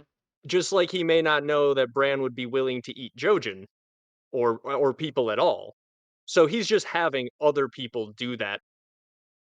He's doing the things to kinda leave Bran with no choice and the correct motivation required to destroy this whole darn system, thus freeing Bloodraven himself from the horrible future that he probably also doesn't want. That is extraordinary. Can you give me a couple of examples of what you think that Blood Ra Okay, so I guess that a large sacrifice is part of it. Which Yeah. Euron thinks he's doing for his own reasons, but Yep. like this just suits Bloodraven perfectly. Right. Like, Euron is all about killing gods as well, by the way. Like, some of the things that, like, we never really got to Oh, you're are right. him saying things like, "Godless? Why, Aaron, I'm the godliest man to ever raise sail. You Yeah. serve you serve one goddamn pair. I've served 10,000. Hell From Ib yeah. from Ib to Ashai, when men see my sails, they pray." And then he also says, "Kneel, brother. I am your king. I am your god. Worship me, and I will raise you up to be my priest." So, like, he thinks he's a god, and he's going around killing gods already. So, like, the Hey, one part of it is he's not the crow's eye, he's the crow's puppet. He is self-motivated and self-interested in doing these things that will be helpful to Bloodraven anyway. And he might take, like, the horn that Sam has in Old Town and realize, "Hey, this is a magical horn," and he may do the ritual with it, which may bring down the wall, you know? Like, he's kind of thinking he's off just doing his own thing, but it might all be stuff that Bloodraven just wants him to do. dude, hell yeah. Yeah. And I'll tell you the name of this theory Yeah. is Good Crow, Bad Crow, Oh, like that's a good good cop one. good cop, bad cop. Uh, Yeah. he's going good cop, bad cop on ending the world here. So yeah, um, like, I think it's pretty much all out in the open at this point. The general idea is that Bran is being spared from all these evil actions that would normally need to be taken to get him into this position, so that he's still innocent and will reject the power. Sort of like Frodo was able to reject the power of the ring, which was what allowed it to be destroyed in the end anyway. Even though Frodo didn't, you know, some debate over whether or not Frodo was able to fully reject the ring because, it got destroyed on accident, but maybe that's kind of what Bloodraven's worried about anyway, right? Like, Euron's gonna do much of the destruction, and then Bran is gonna be the good guy who's there to kind of lead the rebirth, but in such a way that it destroys the entire system and frees Bloodraven from his eternal prison stuck to life. Holy shit. Yeah, it's a self and the thing about it that's so nice is this leads to the end of the world where all of these characters are acting on their own selfish human motivations. Euron is power hungry. Bloodraven was power hungry potentially, but just mostly just doesn't want to be trapped forever, like stuck to these roots. And Bran also doesn't want to be trapped forever stuck to these roots and doesn't want the power. If he's probably the first person to ever gain this incredible power at the head of being the old gods who doesn't want it, which is exactly what you would need in a successor if you want this thing destroyed. All right, I have questions. Yes. Zach, do you have thoughts before I start questions? I'm still chewing on this. I kind of believe this. It it seems to be a little too perfect if it goes off without a hitch. Euron or Bran catching on and realizing what's happening and then like betraying him is honestly just as if not more compelling, and I don't know if the theory has room for that, but if it does, I kind of love that. I love the idea that one of the two of them, or possibly both, will try and break free of his trickery. But I also do I love the trickster god sort of role that I Blood think Raven can do. yeah, I think Euron might Because the thing Company of the Cat brought up about how Euron might think he's Jon Snow, Mhm. is hilarious to me because that could mean that, like, Euron thinks he's gonna be around in the end game, but really, like, he could do some incredible ritual that just eventually kills him off, like, leads to his own death, and he's very confused because he's like, "Well, I thought I was gonna be fine because I saw visions of me, like, stabbing a lady in the heart and getting a flaming sword at some point. You know, I thought I was gonna be good." Or he's like, "I saw visions of someone becoming a god, and I thought that was gonna be me." But really, if he's being manipulated by Bloodraven, who's a manipulative person every chance he gets, well, then, yeah, he might have been manipulated and maybe manipulated into doing some crazy ritual that ends up killing him off.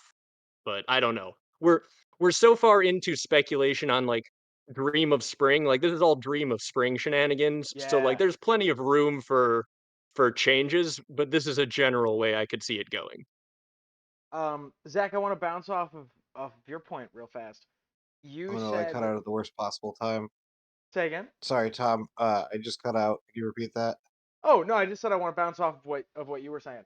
Um, you said that you're not sure there's room for like uh, uh, uh, members, like other characters to figure this out, and like I think it's safe to say that Jojen probably already knows, and Mira has been arguing against it from the beginning. Bran is actively choosing to go deeper,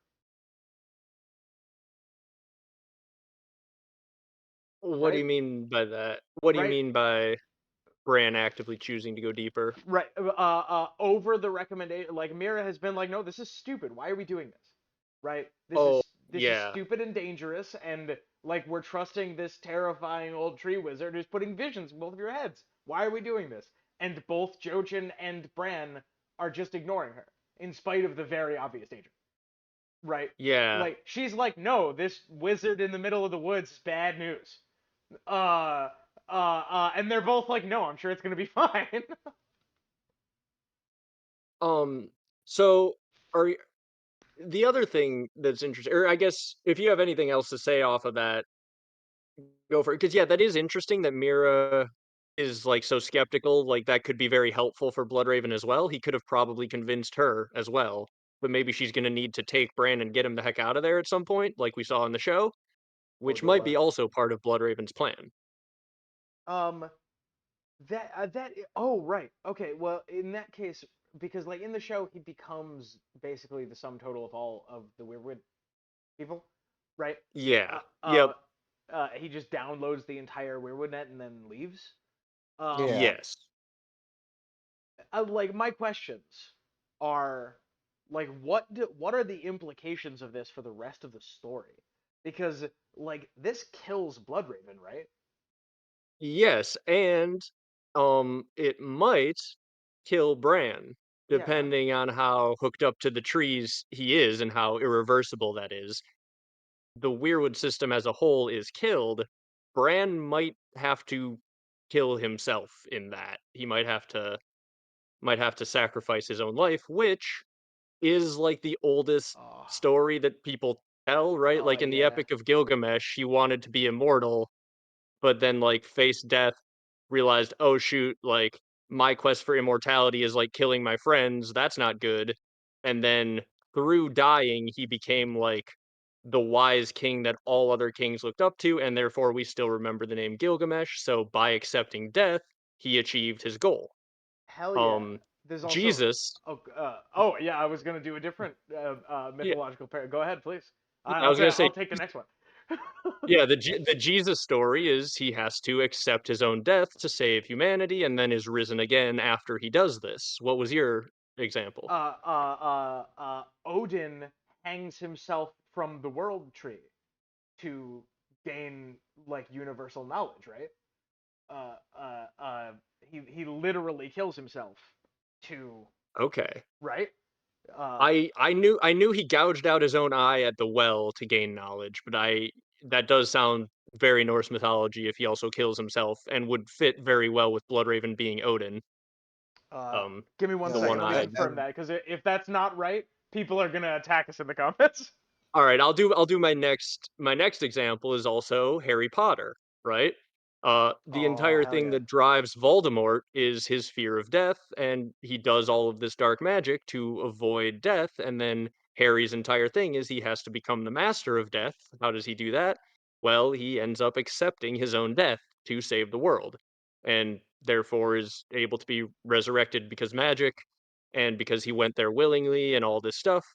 The whole idea is the only way Harry is able to save the world is accepting his own death and facing it, basically. Um, Yeah. so it's a pretty commonly like brought up theme Also, that I think. only death can pay for life. Right, right, exactly. What's that from? And and uh David Lightbringer talks. He's got like a series about the Summer King, Winter King mythology cycle, right? How the Summer King dies in the winter but is reborn in the spring, and Bran is like full of Summer King symbolism. So the Sure. idea that Bran Yeah. is going to die and this whole Weirwood system is going to be destroyed, but then if the Weirwood system is rebirthed or like a new world tree is born by the end of the story, Bran could be resurrected as part of that entire system, right? Like there's room for something like that. Um, and I don't know how literal that will be, if like Bran will literally die and be resurrected along with the new world tree, but I firmly think we are building towards a Ragnarok like end times in ending in ice and fire, just like Norse mythology, and a death and then a rebirth of the world. And I think Bran is probably going to go through something similar, being strapped up to the entire world tree. Dude, this absolutely rocks. Right? Yeah. I I knew this one would take a minute to get to the end, but I figured you guys would really like this one. So, like, I'm still trying to wrap my head around the implications of this. Yeah. If we take it as true, because I have been really assuming that Bloodraven has been training Bran for the end of the world, right? Like in preparation for Mhm. stopping the end of the world. Um, But it might be for right. kicking it off and making sure that it goes successfully. Yeah, if it is the opposite, like I don't know how. I mean, how do you, Michael, feel about time traveling Bran? I think it is probably a thing that essentially because Bran's gonna be hooked up to the Weirwoods, he the thing that we've seen the Weirwoods are able to do is send dreams. So I think the way that Bran can go back and communicate for sure is that he could go back in time and send dreams. So any prophetic dream we have seen at any point ever could be all done by Bran or it's done by Bloodraven, one of the two. And the one thing that I speculated when I did a video about time traveling Bran is why is it that Bran has the ability to manipulate the entire past then? How could someone not come along and, undo everything that Bran is doing? Because that's what always happens with time travel, right? The way around that is if Bran does everything that he needs to do, manipulates everyone throughout all of time to get the result he wants, and then kills the Weirwood net. Because if you kill that Weirwood net and birth a new one, the new people lose access to time traveling back with into the time where that old Weirwood net existed. Essentially, if the world tree is the time machine, Bran is using the time machine to get the result he wants and then breaking it. So no one can use it anymore. That slaps pretty hard. Yeah. That's pretty good. Um, that has other interesting implications that like crack open in different theory directions that I'm not going to go down now. Yeah, we We it's already a long we video, can do yeah. another video Yeah. on like you want let's just do a time traveling brand stream. Um, Yeah, we can do that at some point, yeah. okay. For the purposes of this one, I wonder at what then is the purpose of time traveling Bran narratively. Hmm. Why can he do these things in the story if he is going to be unable to do them after the after the moment when after the moment when the apocalypse kicks off. Because one supposes that the purpose of time traveling Bran is to be able to reset the apocalypse. Like major spoilers, if you care about spoilers in other media, skip ahead 30 seconds. Like the end of the Dark Tower, um, uh, uh, uh, which uses a similar sort of like reset mechanic, right? You figure out how to stop the end of the world. You realize the world is about to end. You figure out how to stop it, and you flash back in time, relive the entire thing, and change that one thing that lets you stop it. Uh, Yeah. uh, and I don't know how time traveling Bran fits into this if Blood Raven is if Bloodraven is a bad guy. Okay, so I don't actually think that the end of the world is a bad thing in this case. I think that the cycle of rebirth is something that is viewed as what needs to happen, essentially. Um, so I think basically, um, it's a story about how like you could almost look at the death of the old ways and the birth of new ways as like a progressive cycle that society goes through, right? Uh huh. But because these trees are so powerful and controlling and have manipulated everyone into feeding them blood for, forever, it has locked the entire world into a blood magic based, fear based system of feudalism that never ends. And the only way out of it is to kill this tree and rebirth the world so that it can actually, progress without everyone having to, feed their babies to trees. Because up until 200 years ago, they were doing the first night.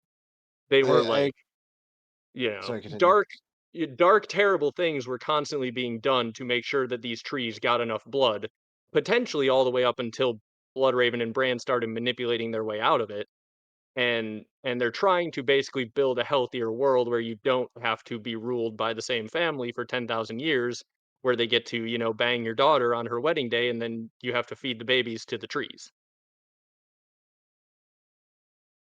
Uh, Granted and accepted, basically across the board. Yeah. But I think my question still remains: what, like, if we assume that this is the timeline that is quote unquote supposed to happen? Yeah. Uh, what is the purpose of time traveling Bran? I suppose it could be the case that he travels back in time to stop the good thing and preserves the bad thing that Bloodraven is trying to put an end to? Oh, you're saying like what's he gonna travel back in time and do? Yeah, like why is that in the story? And like we are Um, so far down the realm of speculation yeah, that right, right, these right. things that I'm saying are not criticism of the theory. This No, theory is fantastic. Um what I'm trying to do is like I'm not trying to like disprove it or look for yeah, proof. I'm trying to like I am figure out, exploring it is yeah, what I'm doing. This is great. yeah. So I think essentially the reason that it's happening now and the reason that this timeline is needed is because there are going to be actions taken essentially by characters like Jon Snow and Daenerys in the end times, as this all plays out, that maybe they are uniquely capable of taking, right? Like, um, and also Bran being born is probably an important part of the timeline, so he couldn't mess with too much stuff that would like prevent his own birth because basically he needs to be there to be the one to do this. So I think what he could go back and do is like he could have been the one who sent the Prince that was promised prophecy.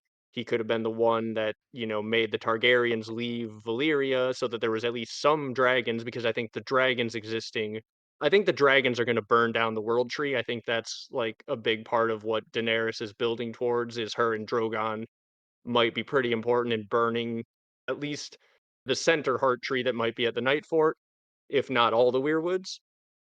So That's I an think, important historical thing too. Is a day that was like unrecoverable for the Norse Germanic pagans as we know them was yep, when the tree was burned in Germany. I think Charlemagne was behind yep, burning one of their big sacred trees. It it was like it's cited as like the point where the religion was permanently in decline thereafter. I am yeah, I am also, by the way, the imagery also forcibly reminds me of Centralia, Pennsylvania, the Ooh, the coal mine city whose coal mines set on fire and are still on fire. Um, oh where yeah, yeah, where burning one of the weirwood trees because they are all one posits physically connected in some way. yep, Um, yep. Just uh, like burns through the roots like forever, and yeah, just like spreads. yup. And like Yeah, people like the weirwood at Casterly Rock begins to burn from the inside out. yeah, that could work really well. I had wondered, like, because that is one of the things I'm trying to figure out as well, is like, do they just need to burn down like the central heart trees within the wall, perhaps? Is that enough? Or is it like Danny's gonna be playing whack-a-mole, like driving around, like killing heart trees with her dragons, thinking like, oh well, yeah, this is what you know? I'm looking it up now, and the like Charlemagne burning was a like symbol. It was like a old worn stump, potentially called the Irminsul. But he also went around. There were sacred trees and groves, and they would just burn every single one they saw to like be like, yeah, your sacred forests are nothing to us. Which like Yeah. I don't think they would have realized there would be a severe lumber shortage in Europe due to this years later, and also the Industrial Revolution. They might have made different decisions. Yeah. But uh I I could that see, feels yeah. like it this has some real like killing god like imagery to it historically, and I like this idea a lot that uh Bloodraven is now to the point where like his Bloodraven killing people and manipulating people to take them out and all that is like his whole thing. Oh my god! Bloodraven Yeah. tricks people so that he can kill them or take them out. Yes. That was one of Bloodraven finally Oh, being so yeah. smart that he's able to trick and kill God I want to Yep. is bounce off that. honestly like mad respect, and I agree. Killing God is the best way to move past and create a better society. Damn. Zach, I want to bounce on that real fast. Uh, Yes. uh, uh, uh, yeah, I think that's the piece that I was sort of looking for. Why do we not add Daenerys to the list of things that Bloodraven is manipulating? Yeah, Yeah. she gets weird dreams too. She probably She is, to has be visions. honest, in there, now that I think about it. That's a good way to do it. I didn't think of that because it didn't fit the good crow, bad crow theory, where it's the guy who destroys it and then the guy who is actually given the power who doesn't want it, and like the innocent and the evil. But yeah, Danny being involved is probably a thing. Yeah, where Yeah. like the like the physical. That's what I would think I was looking for. The physical destruction of the Weirwood net Yeah. is the last thing I was looking for, and Daenerys, I don't Yep. know, lighting up the Isle of Faces and having the fire spread out from there. Or burning down the wall and finding it's a line of weirwoods, and then they burn those, and those are like, as Melisandre says, the Night Fort is the heart of your wall, she says in one of the unused drafts of A Feast for Crows. So like if that's like the central heart tree at the wall, which is like the hinge of the world that all this magic comes from, you know, good place to start. Hell yeah. Oh my god, you can see the smoke like billowing out of like billowing up from the Isle of Faces for miles. Oh, oh my God, Tom. So Zach, we talked about this in the Nightfort stream, how the entire well, if the well is a weirwood tree, the entire thing is full of niter, which is an Yes. oxidizer Ah, that makes things yeah. burn There's harder. yeah, So let's if the Oh go. yeah. entire weirwood net is full of niter and it meets this dragon fire that's also magical, maybe it can just burn all the way through the entire net. Hell yeah, Bloodraven is executing major gods Yep. using using complex manipulation, and like, and lying to a 10-year-old. Yes. So to answer some questions from your last video, is there a one ring equivalent in Westeros? Yes, it is the old god's seat of power that is the Weirwood Net and the Greenseers. Uh-huh. And is there a Saruman who betrays humanity? Sort of. It's Bloodraven, but he's actually doing the right thing. Not only do I love Mm, it, I think it's one of the better theories I've ever heard. Yeah, Thank I you. like it a Thank lot. you. And yeah, ice and fire being a literal apocalypse, two things that cannot meet, clashing into each other. Mm-hmm. Uh, I I like it. I like it a lot. Now, I still have thoughts. Uh, uh, like, I don't know how this squares with time traveling Bran, and I don't know how this squares with Jon Snow's story. But I am comfortable enough with this theory. I love this so much that I'm willing to I let will both have of. I'm gonna cook on I both of will those. Tom, I cannot tell you because the video that is about John and Danny is a freaking it's a massive thing that I've been working on, and I know the answer, but I will present that as a theory to you guys when I have all of the dots lined Hey, up. I don't have them yet, so hey, pounds. Yeah. I that will be my fourth appearance on the Interesting Nerd Club because I do have another one for you that I can tell you before that as well. But that one is one that I fully plan to present to you guys at the same time my video goes out for it. It's just it's not there yet. So it would be spoilers for me to answer that question, how it ties with John. All right, you guys, please leave responses to this in the comments, and please Yes. go subscribe to Michael Talks About Stuff. I'm gonna make a prediction that your video is gonna about John is that John thinks he's Euron. Uh, To be honest, no, I don't know if John's ever heard of Euron, but that would be funny. yeah. John's been seeing visions of Euron and thinks, "Oh, that's me." wow, I get to be a pirate. That's badass. Damn! Oh, Yeah. cool. Oh, I wish I wasn't dead. I get a pet kraken? That's way cooler than a direwolf. Oh my Man, god. what am I doing with some frozen wall? Goodness. The frozen wall is called Arendelle. Anyway, please go subscribe to Michael Talks About Stuff. Um, I am comfortable and confident when I say that this is pretty well within the realm of how cool his theories are. Yeah, I would agree. Yeah, I've got a track record of I think 2 for 2 coming on here and you guys being like, "Whoa, this is one of the better theories I've ever heard." So Hell yeah. I'm hoping I can keep that up. If I can get 3 or 4 in a row, I'll feel pretty good. All right, everybody. I think we've been going for 2 hours. I think I'm Yeah. comfortable saying this is where we're leaving it, but we will be coming back to this sooner or later. This is Yep. Yeah. really good. Yep. There'll be another part to this series. Anything to add from either of you? No, this is great. Uh, I'm still chewing on it, but that's great because we're gonna come back and discuss it more in future theories. Yeah. Yep. Yeah, that's the Bye best kind of everybody. theory. Good night. Yep. Bye, everyone. Bye bye. Bye.